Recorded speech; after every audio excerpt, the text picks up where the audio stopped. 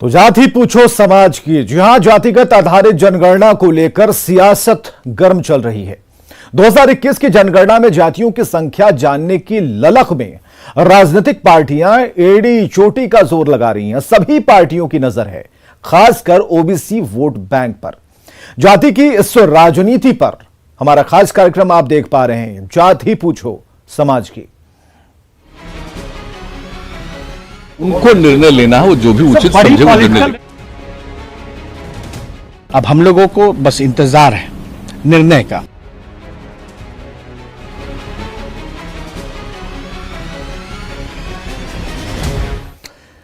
तो भारतीय समाज में हजारों जातियां हैं, इसलिए देश की राजनीति भी जातियों के इर्द कभी गिर्द घूमती है। और खासकर बिहार और उत्तर प्रदेश जैसे राज्यों में क्षेत्रीय पार्टियों के उभार के बाद जाति आधारित राजनीति ने जोर पकड़ लिया। ऐसे में जनगणना के पुराने आंकड़ों का हवाला देकर 2021 में जाति आधारित जनगणना की मांग जोर पकड़ रही है। और इसी मांग को लेकर बिहार की 10 पार्टियों के प्रतिनिधिमंडल ने मुख्यमंत्री नीतीश कुमार की अगुवाई में पीएम से मुलाकात की। उनको निर्णय लेना है, वो जो भी उचित समझे वो निर्णय। अब हम लोगों को बस इंतजार है निर्णय का। आपका नाम बढ़ेगा, ये ऐतिहासिक निर्णय होगा। ये खुशनुमा माहौल और चेहरे पर खुशी बताती है कि मुलाकात अच्छी और बातचीत सुखद रही।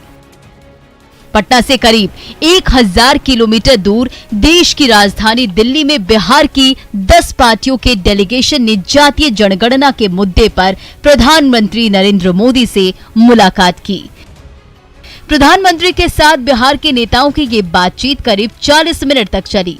बैठक के बाद डेलीगेशन का नेतृत्व करने वाले बिहार के मुख्यमंत्री नीतीश कुमार ने बताया कि बातचीत अच्छी रही। प्रधानमंत्री ने सबकी बात सुनी, अब निर्णय उनको लेना है। आज सभी पार्टी के लोग एक साथ सब लोगों ने अपनी बात कह दी है और आदरणीय प्रधानमंत्री जी गंभीरता पूर्वक सबकी बात को सुने हैं। तो हम लोगों को एक भरोसा है कि हम लोगों ने जितनी बात कही है उस पर जरूर गंभीरता पूर्वक ध्यान। एक सवाल है कि बीजेपी की तरफ से खुल करके जिस तरह से आप लोग बोलते हैं, आरजेडी बोलती है, कांग्रेस बोलती है, उस तरह बीजेपी के विधायक लोग नहीं बोलते, नेता नहीं बोलते। आज भी हरिभूषण ठाकुर का बयान आया, साथ आए हुए थे भारतीय जनता पार्टी के भी प्रतिनिधि साथ आए थे और उन्होंने भी इसके पक्ष में कहा। क्योंकि आप जानते हैं, आप सब लोग, कि जो रिजोल्यूशन हुआ था 2019 में 2020 में जो हम बता रहे हैं, तो उसमें बीजेपी की सहमति के बगैर हुआ था। सब लोग एकजुट थे। और अभी आप नहीं देखे हाल में सुशील मोदी जी का भी वक्तव्य, तो कोई ऐसा नहीं है भाई। देखिए, बिहार में ये पार्टी पर आधारित है ही नहीं, ये सब लोग एक राय के हैं। और हम लोगों को तो पूरा भरोसा है कि देखिए, देश भर के बारे में आप आकलन कर लीजिए, पता चल जाएगा कि सब जगह लोग चाहते हैं। एक बार हो जाना चाहिए कास्ट बेस्ड सेंसस। इससे लोगों के उत्थान के लिए, लोगों के कल्याण के लिए सुविधा होगी।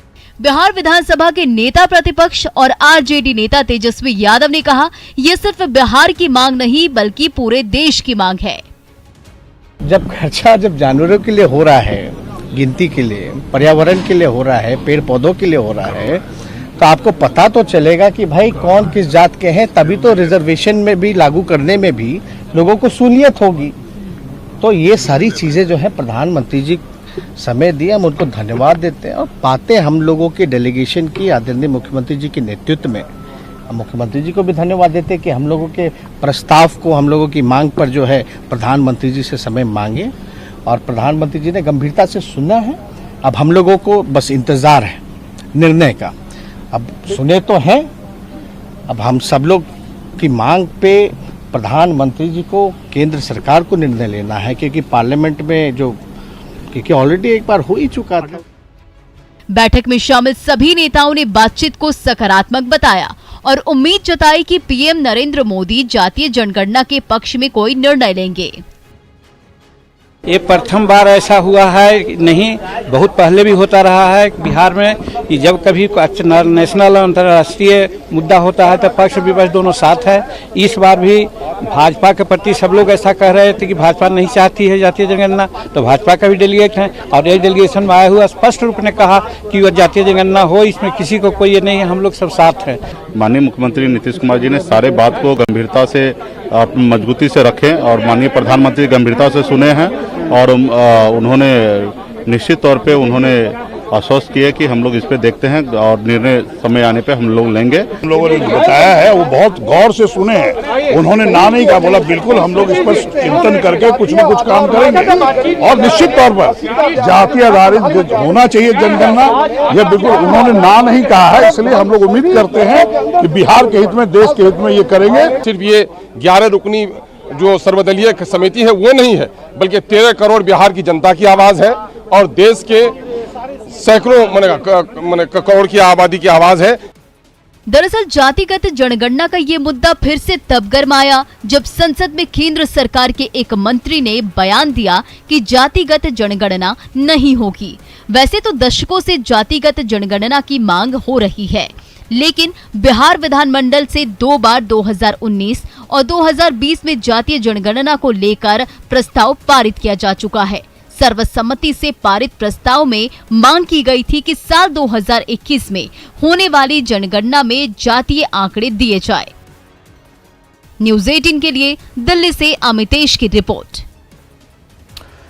तो भारतीय राजनीति में मंडल कमीशन के लागू होने के बाद क्षेत्रीय पार्टियों का उभार होना शुरू हुआ और इन पार्टियों की पैनी नजर ओबीसी वोट बैंक पर रहती है। यही क्षेत्रीय पार्टियां अब जातीय जनगणना के लिए केंद्र सरकार पर हमलावर हैं और ऐसे में यह सवाल उठता है कि आखिर इन पार्टियों को जाति आधारित जनगणना में क्या मौका नजर आ रहा है, क्या है इसके पीछे की असल वजह।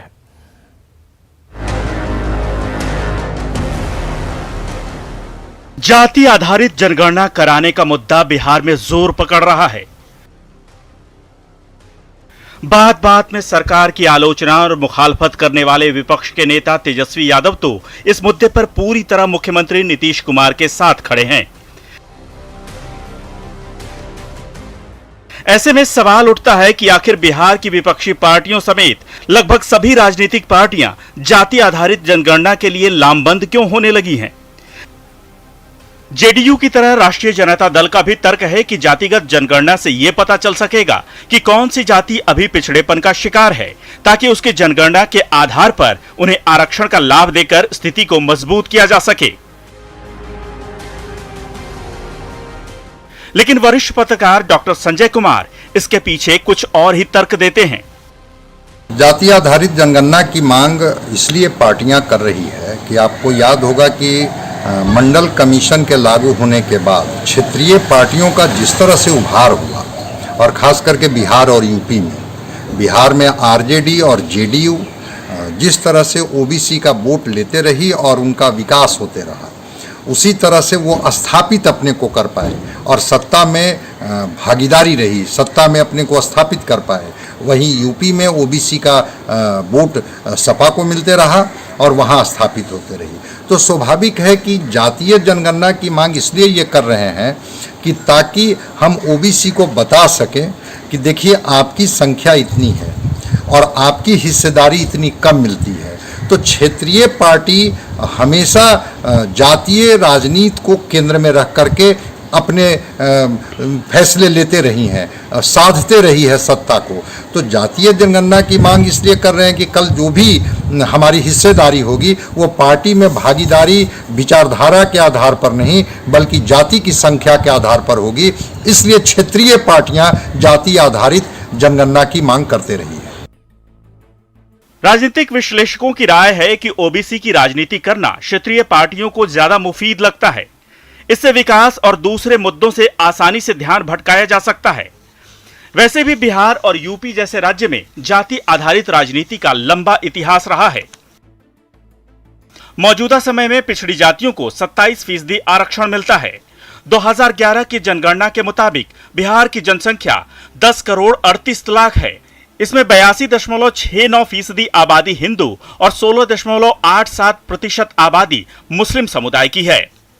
हिंदू आबादी में 17% सवर्ण, 51% ओबीसी और 15.7% और करीब 1% अनुसूचित जनजाति की है।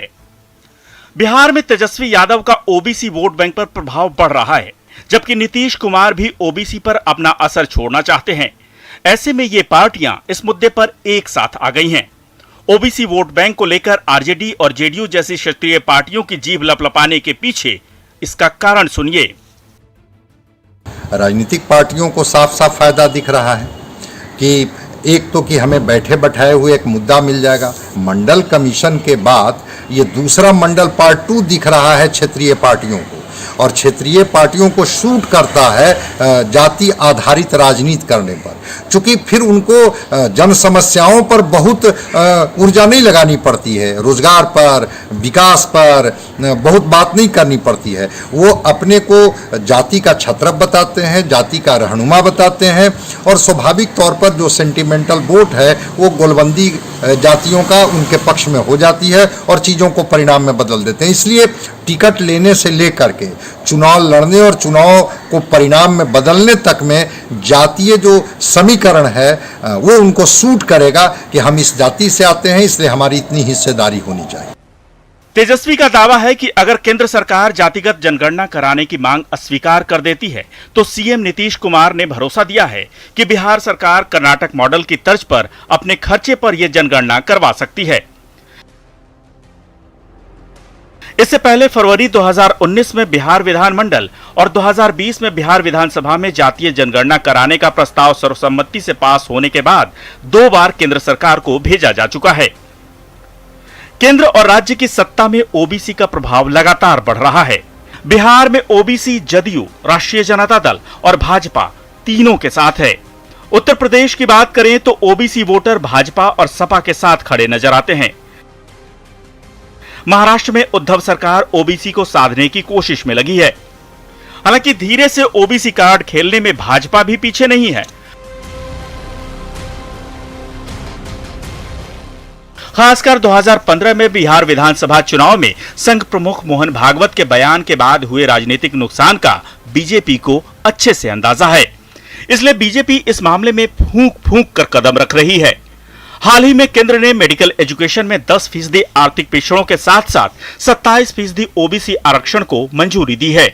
वहीं मोदी मंत्रिमंडल में भी सबसे ज्यादा मंत्री ओबीसी कोटे से ही हैं।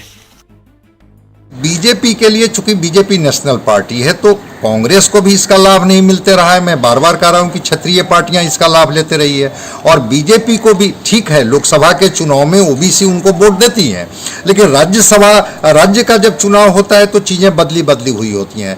राज्य में फिर क्षेत्रीय पार्टियां उसका फसल काट लेती हैं, ओबीसी का लाभ उनको मिल जाता है। इस बार भी लोकसभा के चुनाव में या पिछली बार भी बीजेपी को जितना ओबीसी का वोट नहीं मिला, उससे ज्यादा ईबीसी को, एक्सट्रीमली बैकवर्ड कास्ट का वोट मिला।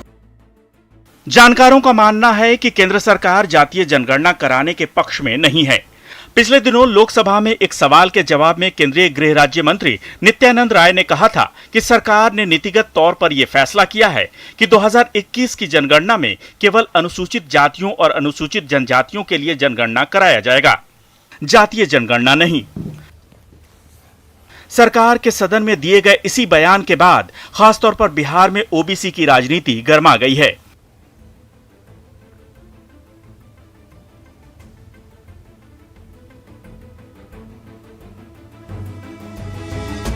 ऐसे में राजनीतिक नफे नुकसान के गणित में बीजेपी को अपने अंक भी नहीं गंवाने हैं, इसलिए वो संभल कर चल रही है। Bureau report, news 18। तो बिहार में विपक्षी पार्टियां जाति आधारित जनगणना कराने के लिए एड़ी चोटी का जोर लगा रही हैं। पटना से दिल्ली तक ताबड़तोड़ मुलाकातों और बैठकों का दौर जारी है। बिहार में इस जाति आधारित जनगणना के क्या नफे हैं, क्या नुकसान होंगे, ये तो बाद में पता चलेगा, लेकिन कर्नाटक के जाति आधारित जनगणना के मॉडल को समझकर हम अंदाजा लगा सकते हैं कि जाति आधारित जनगणना के क्या नफे नुकसान रहे हैं। रिपोर्ट देखना जरूरी है।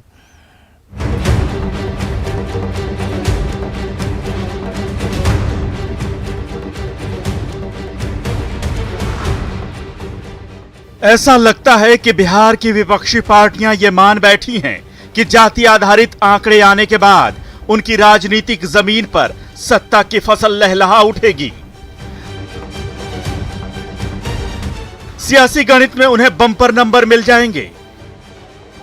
विपक्ष की इस सोच के पीछे की वजह चाहे जो भी हो, कर्नाटक मॉडल को समझकर हम इसके भविष्य का थोड़ा अंदाजा लगा सकते हैं। आइए आपको बताते हैं कि क्या है जाति आधारित जनगणना का कर्नाटक मॉडल और क्यों ये विवादों में रहा?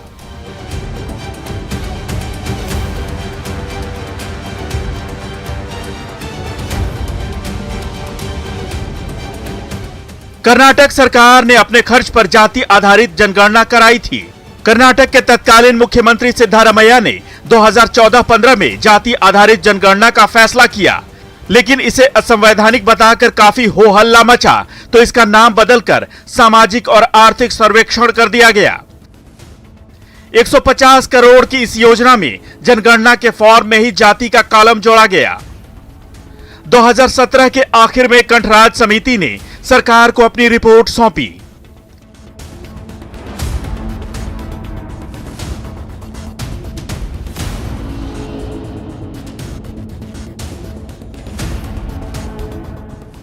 शुरुआत में लग रहा था कि अल्पसंख्यक, ओबीसी और दलितों के आंकड़े से कर्नाटक का सियासी गणित नई करवट लेगा।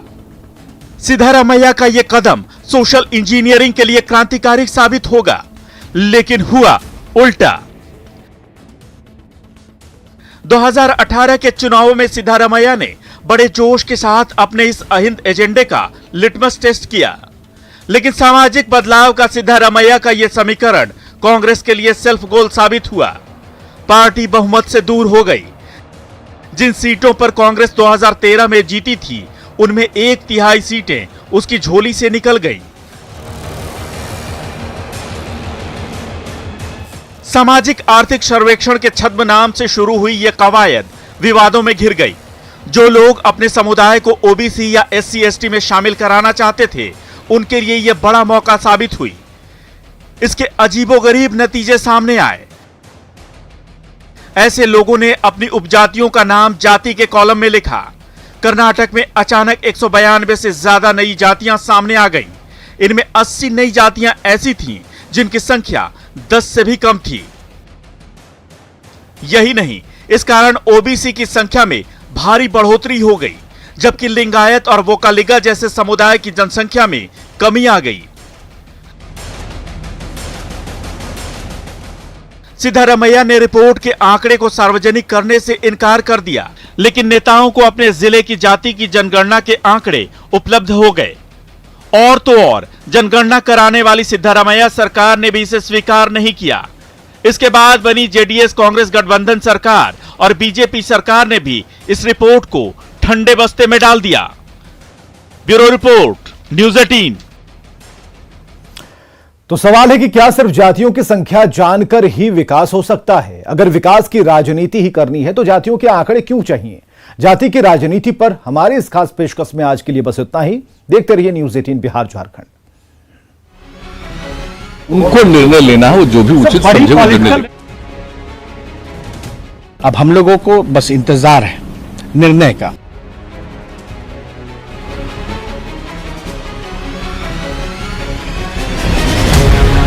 तो एक जनरल कंसेप्शन है, जिसको जनरल रूल कहते हैं, जिसको कॉमन सेंस कहते हैं, कि बिना स्पष्टीकरण की कोई किसी को नहीं हटाता। आज वो महसूस कर सकती हूँ कि मैं अपनी माँ की गोद से दूर हो गई हूँ।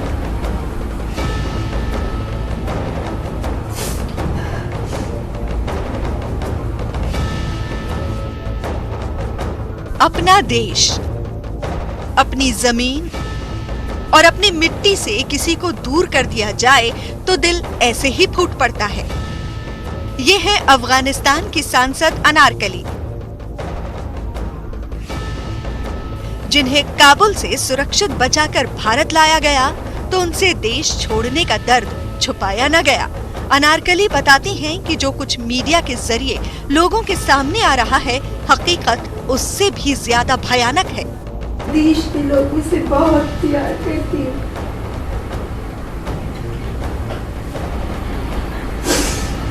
लेकिन आज मेरे दूसरा दिन है जो मैं दूर देश छोड़ करके आई हूँ। हमें ये आसान नहीं है। भारत की आजाद हवा और सुरक्षित जमीन पर जब अफगानिस्तान के सांसद नरेंद्र सिंह खालसा के कदम पड़े तो अपने देश को बदहाल छोड़ देने का गम आंखों से झलक आया। वहाँ के खौफनाक हालात उन्हें शायद ताउम्र सालते रहेंगे। ये तो मुझे रोना था।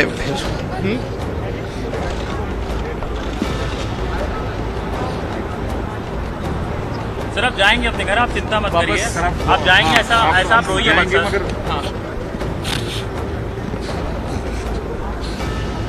सर अफगानिस्तान के लिए कुछ दुआ इस समय अगर आप कहना चाहें तो क्या कहेंगे अफगानिस्तान के लिए? बस क्या करें, जो अफगानिस्तान में हमारे पीढ़ियों से रह रहे थे, इस तरह हालात जो एक हमने नहीं देखा, तो जो आप देख रहे हैं उधर सब कुछ हमारे से एरिया सब कुछ खत्म हुआ। 20 साल जो गवर्नमेंट बनी थी अतः सब कुछ खत्म है उधर, अब जीरो है। काबुल से 4 अलग अलग विमान जब दिल्ली इंटरनेशनल एयरपोर्ट पर आए तो उसमें सवार लोगों के जरिए काबुल के खौफ का आंखों देखा हाल भी सामने आया। अफगानिस्तान से रविवार को झारखंड के गोमिया में रहने वाले बबलू कुमार देर शाम रांची पहुंचे तो अपनी जमीन को सिरमाथे लगा लिया। काबुल से लौट रहे लोग भारत पहुंचकर खुश हैं। चंदौली के सूरज चौहान जब घर पहुंचे तो रोते बिलखते उनके परिवार ने राहत की सांस ली, जबकि काबुल में नाटो कैंप में रहने वाले हरजीत को अपनी सरजमी पर लौटते ही खुशी का ठिकाना न रहा। वो बताते हैं कि काबुल में तालिबान की कितनी दहशत है। बहुत खतरनाक खौफ है वहाँ पे, तालिबान का पूरी दहशत है तालिबान के, वहाँ पे पूरा आउटसाइड फायरिंग हो रही है, वहाँ पे यूएस आर्मी मिल रही है, काफी खतरनाक खौफ है सर।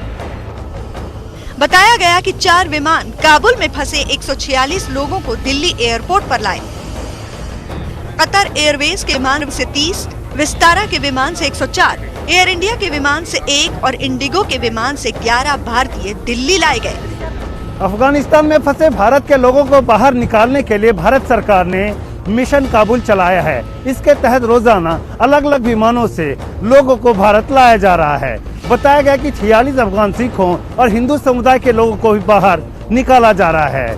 हालांकि अभी भी कई लोग वहां फंसे हुए हैं, जिन्हें भारत वापस लाने की कोशिशें तेजी से जारी हैं। एक दिन पहले ही काबुल से वायुसेना और एयर इंडिया के 3 अलग अलग विमानों से वहां फंसे 390 लोगों को निकाला गया था। एयर इंडिया का एक विमान काबुल से दोहा के रास्ते होते हुए 135 भारतीयों को लेकर दिल्ली पहुंचा। इसी तरह दुनशाबे के रास्ते 87 भारतीयों को निकाला गया। इसके बाद काबुल से वायुसेना के C-17 ग्लोब मास्टर विमान से 168 लोग हिंडन एयरबेस पहुंचे। इनमें 107 भारतीय और 24 अफगान सिख थे। तालिबान के आतंक और काबुल एयरपोर्ट पर मचे घमासान के बीच जो लोग वहां से लौटे हैं, उन्होंने बताया कि हर गुजरते दिन के साथ काबुल के हालात बद से बदतर होते जा रहे हैं। अफगानिस्तान में तालिबानी आतंक से बचकर भाग रहे लोगों का कहना है कि हिंदुस्तान की धरती तक सुरक्षित पहुंचना नया जीवन मिलने जैसा है।